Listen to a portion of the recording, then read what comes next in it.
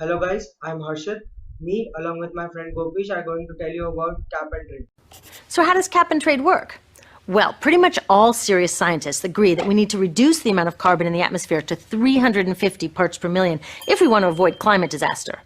In the US, that means reducing our emissions by 80%, maybe even more, by 2050. 80%!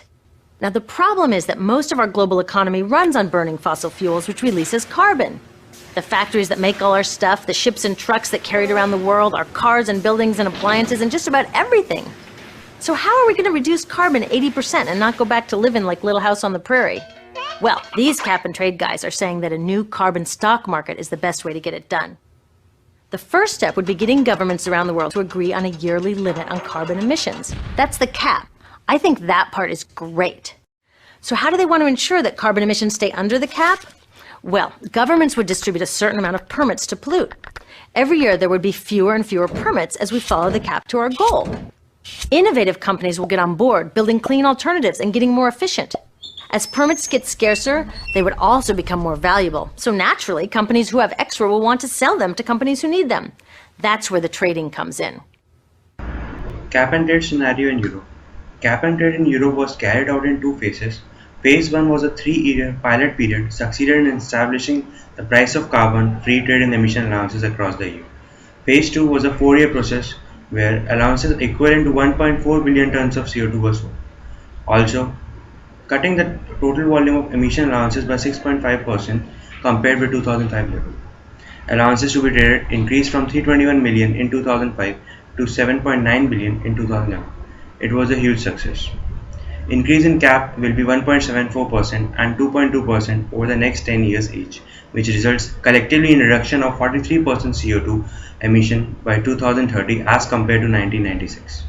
Cap and trade scenario in India. As India is a developing country, there is a political reluctance to adopt cap and trade as it would hinder economic development.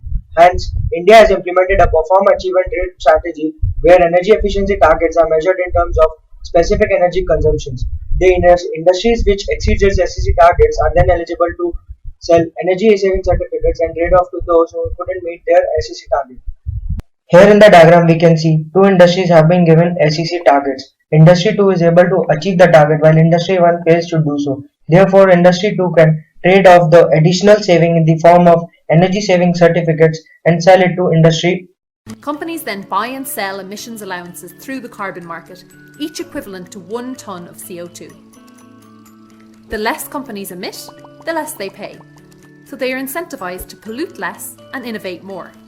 Hence, these companies require new and efficient technology to capture carbon and work within purchased carbon credits. CO2 capture and storage is a technology capable of reducing CO2 emissions from fossil fuel power plants and heavy industries by up to 90%. But how does it work? There are 3 different ways of reducing emissions depending on when the CO2 is captured: during fuel combustion, oxy-combustion, after the fuel has been burnt, post-combustion, or before the fuel is burnt, pre-combustion. Global warming. Sea levels are on the rise. The weather is becoming increasingly more extreme and unpredictable.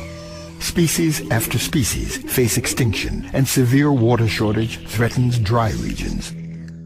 All of these are direct consequences of our greenhouse gas emissions, and a trend we must stop now.